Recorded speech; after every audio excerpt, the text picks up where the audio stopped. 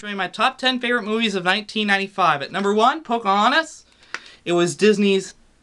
It was another Academy Award winning composer Alan Menken and Broadway's Stephen Schwartz.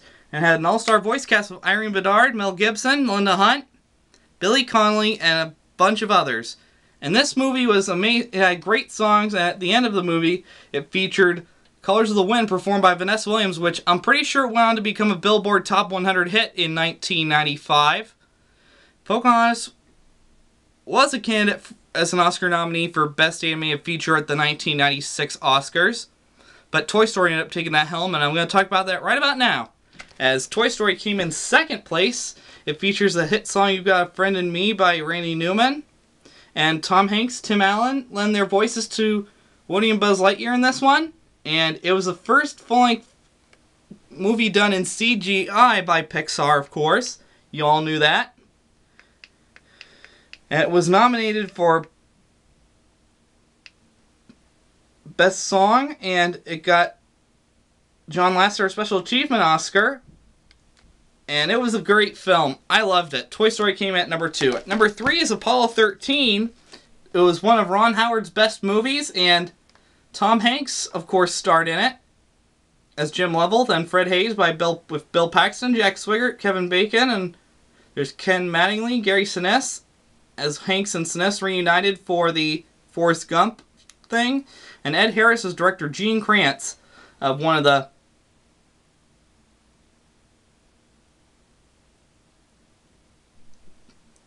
people on the doomed Apollo 13 when they said, "Houston, we have a problem." But it was a great film, and I loved it. It was just an awesome flick. Coming in at number 4 was Braveheart. It was a film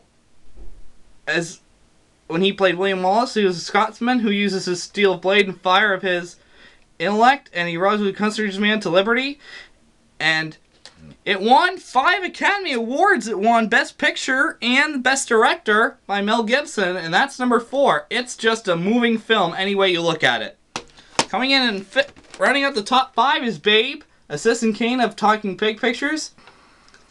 And Babe is just one of those films. It was based on Dick King Smith's book, and they think he's crazy, but he enters in the Sheepdog Championships, and the farmer and the pig step into the arena, and everyone was in for a big surprise. And Babe was an underrated film for 1995, but it still had its appeal to this day, and it always will. Number 6 was Batman Forever, probably the weakest of the Batman films, but it had a wide variety of cast members. Tommy Lee Jones as Two-Face, Jim Carrey as the Riddler, Nicole Kidman as Chase Meridian, and it featured Seal's Kiss from a Rose, which actually was on the number 1 on the Billboard charts for some time in 1995, and that's number 6, Batman Forever. Number 7 was GoldenEye, and he's up against Alec Trevelyan, Agent 006, played by Sean Bean, and he battles Xenia Onatopp, played by Famke Jensen, and it has some memorable scenes like a destructive tank chase through the streets of St. Petersburg, Russia, and a special effects-laying climax in the Cuban jungle. And this is the first time we have Judi Dench as M in this one, and he has to search for the stolen access codes for GoldenEye, which is a space weapon can devastate with a devastating electromagnetic pulse towards Earth. And he saves the world from disaster.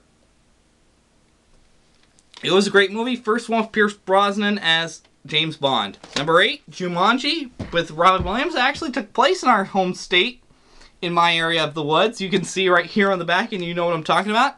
Based on the book by Chris Van Allsburg, and it's based on the board game of the same name too. Robin Williams actually did a great job in it. So did Bonnie Hunt and Kirsten Dunst.